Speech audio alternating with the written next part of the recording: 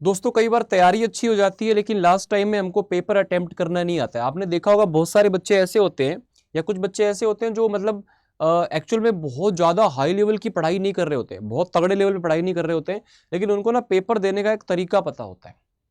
Paper देना, exam को attempt करना एक्चुअल में एक आर्ट है, और ये आर्ट जिस बच्चे को पता है ना, वो कम तैयारी में भी अच्छा स्कोर कई बार कर जाता है ना। तो ये जो चीज है उसको आज हम सीखने वाले हैं दोस्तों, कि कैसे हम लोग जितनी तैयारी हो चुकी है उसी तैयारी के अंदर बढ़िया लेवल पे जाकर पेपर को ऐसे अटेम्प्ट करें। कई बार हड़बड़बाजी में आती हुई चीजें भी गलत कर देते हैं। कई बार पेपर में 13 3 69 हो जाता है, और आपका अगर 2+2 करते हो ना तब भी 5 होता है कई बार पेपर में। आप बार बार करते हो तो 5 ही आता है, क्योंकि आपके माइंड में बर्डन होता है उस टाइम पे, है ना। तो वो आपके माइंड के अंदर वो कहीं ना कहीं कोई ना कुछ और चीजें चल रही होती हैं, टेंशन चल रही होती है, तो उस कारण से आप गलतियां कर देते हो, और ये गलतियां बहुत ही नेचुरल हैं, स्वाभाविक हैं। These mistakes are called silly mistake. तो सिली मिस्टेक से आपको बचना है, आपको अपने माइंड को बिल्कुल फ्रेश रखना है, ताजा रखना है, बढ़िया नींद लेके पेपर जाना है, एकदम फ्री माइंड से पेपर जाना है, रिजल्ट की टेंशन के साथ पेपर देने नहीं जाना है। रिजल्ट क्या होगा कैसा होगा नहीं सोचना है। देखो पेपर देने का सही तरीका मैं आपको बता देता हूं बच्चा। आपके सामने 75 क्वेश्चंस आएंगे, आपके सामने 75 क्वेश्चंस आएंगे। उसके अंदर आपके अलग अलग सब्जेक्ट के क्वेश्चंस होंगे, उसके अंदर आप लोगों के अलग अलग सब्जेक्ट के क्वेश्चन होंगे, क्वांट का, रीजनिंग का, इंग्लिश का, जो भी है, ठीक है। अब आपके सामने सपोज ऐसे क्वेश्चन जो है वो हो सकता है कि जंबल्ड फॉर्म में आ जाए, हो सकता है कि आपके सामने जो क्वेश्चंस हैं सिर्फ क्वांट के पहले, सिर्फ रीजनिंग के बाद में ऐसे आ जाए। देखो दोनों तरह की उम्मीद है।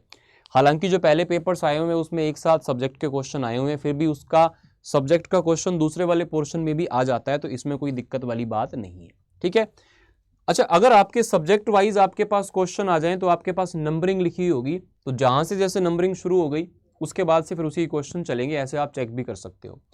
तो सब्जेक्ट की अगर आप बात करते हो कि कौन से सब्जेक्ट के क्वेश्चन हमें पहले करने चाहिए, तो मैं आपको ये बोलूंगा आपका जो सब्जेक्ट सबसे बेस्ट है, अगर आपका क्वांट बहुत तगड़ा वाला शानदार है, आपके सवाल बढ़िया होते हैं, उसको करने से आपका कॉन्फिडेंस बढ़ता है, आपकी चीजें अच्छी होती हैं, तो फिर आप लोगों को उसी सेक्शन को जाकर के अटेम्प्ट पहले करना चाहिए। बात समझ में आ रही है। अगर सपोज हो सकता है मान लो, अगर सपोज हो सकता है मान लो मैं आपको यहां पर कहूं कि किसी का रीजनिंग पे बहुत तगड़ी कमांड है, तो उसको रीजनिंग कर लेना चाहिए। किसी बच्चे की इंग्लिश या हिंदी पे कमांड अच्छी है तो उसको वो कर लेना चाहिए। जो भी आप लोगों का, क्योंकि स्टार्टिंग में आप वो चीज करें जिससे आपका कॉन्फिडेंस, जिससे आपका कॉन्फिडेंस लेवल जो है ना ऐसे ऐसे ऐसे ऐसे ऐसे बूस्ट करे। वो काम नहीं करना है जिससे आपका कॉन्फिडेंस नीचे चला जाए। पहली बात तो ये। क्यों? हो सकता है किसी ने इंग्लिश कभी पढ़ी ही नहीं हो, या हो सकता है किसी ने क्वांट कभी उठाई ही नहीं हो, और वहां पे जाके क्वांट के सवाल ही बनाने लगे सबसे पहले, तो उसको जो कुछ आता होगा ना उसका भी वो बेड़ा गर्क कर देगा। इसलिए स्टार्टिंग में हमें अपने माइंड को पॉजिटिव बनाना होता है। कई बार हम लोग क्वेश्चन कर रहे होते हैं, मान लो हमने स्टार्टिंग के 5 क्वेश्चन पढ़े पेपर के और 5 ही हमें नहीं आते किसी वजह से भी, चाहे लेंदी है या आउट ऑफ सिलेबस है, जो भी है, तो अगले छठे क्वेश्चन पे जैसे हम जाएंगे ना हमारे हाथ पैर कांप रहे होंगे। क्यों? क्योंकि हमने पहले वाले क्वेश्चन नहीं किए, हमको डर है आगे क्या होगा। तो ये फीलिंग कभी भी पेपर में नहीं आनी चाहिए। आपने 10 क्वेश्चन पढ़े, 10 के 10 नहीं आते ना, कूल, एकदम चिल मोड में 11वां क्वेश्चन करना है ये सोच के कि मुझे ये क्वेश्चन आता है। 11वां भी नहीं आता है तो 12वां ये सोच के पढ़ना है कि मुझे आता है। और वो जो क्वेश्चन स्टार्टिंग वाले 5 7 10 क्वेश्चन जो आप लोगों को मैं बोल रहा हूं कि आपसे नहीं अटेम्प्ट हुए, वही क्वेश्चन बच्चा जो लास्ट का पेपर का टाइम होता है ना, उस टाइम के अंदर आप लोग कर रहे होते हो खुद से। मिसिंग नंबर के, नंबर सीरीज के, बहुत सारे ऐसे क्वेश्चंस होते हैं जो स्टार्टिंग लेवल पर आप सर नहीं सॉल्व होते हैं या नहीं क्लिक करता है लॉजिक, लेकिन लास्ट में क्लिक कर जाता है। ऐसा बहुत बार होता है, क्योंकि लास्ट में जो एग्जाम के टाइम के लास्ट में हमारा जो माइंड है ना वो डबल ट्रिपल 5 गुना स्पीड से दौड़ता है। ये आप लोगों ने पर्सनली भी फील किया होगा। तो बात आती है अगर यहाँ पे इस तरह से। अच्छा, अगर हमको यहाँ पर जम्बल्ड क्वेश्चन की हम बात करें, चाहे कोई भी क्वेश्चन आ जाए, है ना, अगर आपके पास में जम्बल्ड क्वेश्चन आएंगे तो आप क्वेश्चन नंबर 1 से स्टार्ट करेंगे, चाहे वो किसी भी सब्जेक्ट का हो। अगर वो क्वेश्चन, देखो दो इसके अंदर केस बन सकते हैं, या तो वो क्वेश्चन आपको आता है 100% श्योर हो जी इसका ये आंसर है और आसानी से मैं इसको कर लूंगा, उसको तो हर हाल में आपको क्वेश्चन को करना ही करना है। उसके बाद दूसरे दो इसमें आ जाती हैं चीजें दूसरे वाले में, कि या तो आपको लगता है कि क्वेश्चन हो सकता है या नहीं हो सकता। दो केस है, मतलब आपको खुद को नहीं पता कि यार ये क्वेश्चन मैं कर लूंगा। जैसे मान लो एक पजल है, लग रहा है कि यार कर भी लूंगा नहीं भी करूंगा, मुझे कंफ्यूजन है, उस क्वेश्चन को अटेम्प्ट नहीं करना है पहले राउंड में। पहले राउंड में सिर्फ वो क्वेश्चन करने जो मक्खन की तरह हो जाए, ठीक है, पहले राउंड में। और इस चीज में 1-2 सेकंड लेने हैं बस क्वेश्चन को देख, ऐसे नहीं कि तुम 5 मिनट तक क्वेश्चन को बैठ के देखते रहो और जज करते रहो, इतना टाइम नहीं है। 2-3 सेकंड में फैसला लेना है। ये डिसीजन पावर आपको मॉक टेस्ट से आएगी, और मॉक टेस्ट आप लगा रहे होंगे ऐसा मैं उम्मीद करता हूं। मॉक टेस्ट नहीं लगा रहे तो मॉक टेस्ट लगाइए, बढ़िया क्वालिटी के अच्छे कंटेंट, लेटेस्ट पेपर के। अड्डा के जो अपने मॉक हैं बहुत शानदार हैं, अच्छे कंटेंट पे बने हुए हैं, लेटेस्ट पैटर्न पे बने हुए, आप जाकर के ले सकते हो। COQP 11 और 12 दोनों के लिए 10 और 20 सीरीज के मॉक टेस्ट अवेलेबल हैं, या फिर सेक्शनल मॉक अपने स्कोर को बढ़ाने के लिए दिए जाते हैं, जिस भी पोर्शन में आप कमजोर हैं, क्वांट, रीजनिंग, इंग्लिश, उसमें सेक्शनल मॉक दीजिए। तो ये सब अवेलेबल है, आप इसको मेरे कोड के साथ में बाय कर सकते हो, डिस्काउंट आपको यहाँ पर एक्स्ट्रा मिल जाता है Y829S। बाकी मैं लास्ट में बता दूं कैसे ले सकते हो। तो येस और नो 2 केस आते हैं, जहां पे आपको लगे ना कि पता नहीं है तो उसको मत कीजिए, या फिर आपको पता है मैं क्वेश्चन कर लूंगा लेकिन ये बहुत ज्यादा कैलकुलेटिव क्वेश्चन लग रहा है, चाहे वो रीजनिंग की पजल हो या क्वांट का मेंसुरेशन वगैरह का कोई क्वेश्चन हो, उसको अटेम्प्ट नहीं करना है।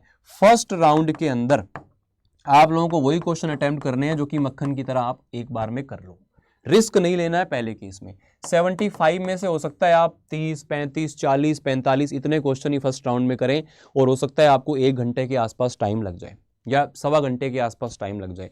तो आपके पास लास्ट के जो 25, 30, 40 मिनट बचेंगे ना, उसमें आप वो क्वेश्चन करेंगे जो आपने छोड़े थे, क्योंकि आपके पास क्वेश्चन जो आपने दोबारा अटेम्प्ट करना है, आप कंफ्यूजन में थे, आप क्लियर नहीं थे, उस क्वेश्चन में आप लोगों को टैगिंग करनी है ना, उस क्वेश्चन में आपको टैगिंग करनी है। और आपको टैग करने के 2 ऑप्शन मिलते हैं, एक में 2 ऑप्शन ये होता है कि टैग किया हुआ क्वेश्चन को सही कंसीडर कर लिया जाए, और एक में आता है कि सही कंसीडर नहीं किया जाए।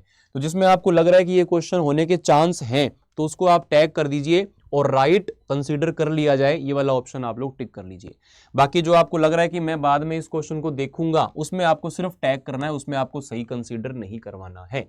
ये सारी चीजें आपको मॉक का जो इंटरफेस है, मैंने एक वीडियो बना रखी है, इसमें मॉक के इंटरफेस को मैंने दिखाया हुआ है, उसको आप देख लेना किस तरह से आप लोगों को मॉक दिखेगा, इंटरफेस कैसा होगा, ये सारी चीजें आपको वहां पता चल जाएंगी जब आप देखेंगे।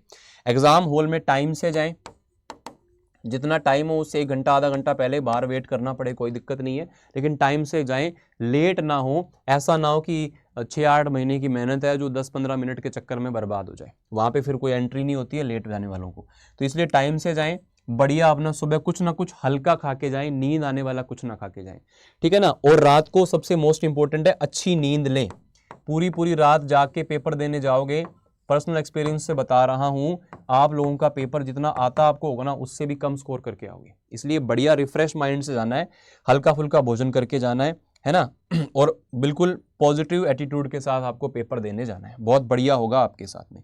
तो क्वेश्चंस वो अटेम्प्ट करें जिसमें आपको क्लैरिटी हो, अच्छा आपको पता हो। बाकी फिर भी कोई डाउट मन में आ रहा हो तो आप इस वीडियो के नीचे कमेंट कर देना, या फिर मैं आपको अपना मेल ID दे देता हूँ, आप मुझे मेल करके भी अपनी जो क्वेरीज हैं उसको पूछ सकते हो, या कोई भी आपके मन में सवाल है तो आप उसको क्लियर कर सकते हो। UG PG एंट्रेंस पे जाना है, CUT PG पे जाना, यहाँ पे आपको मॉक टेस्ट दिखाई दे जाएंगे COQP 12 और 10 के लिए। 10 मॉक की सीरीज है, आप ये ले सकते हो Y829S, ठीक है, ये कोड लगाना है। और फिर भी कोई डाउट हो तो आपको मैं बता देता हूँ, मेरा जो मेल ID है वो है amit.sharma@adda247.com, ठीक है।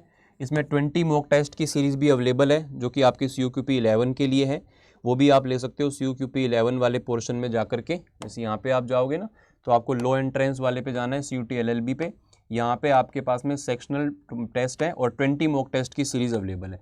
तो दोनों चीज़ें आपके लिए हेल्पफुल रहेंगी। बाकी और कोई डाउट मन में आ रहा हो तो कमेंट कीजिए, टेंशन फ्री रहिए, किसी प्रकार की नेगेटिविटी को अपने पास मत आने दीजिए। पेपर जैसा भी हो वो बाद की बात है, आप कम से कम पॉजिटिव रहिए, ठीक है।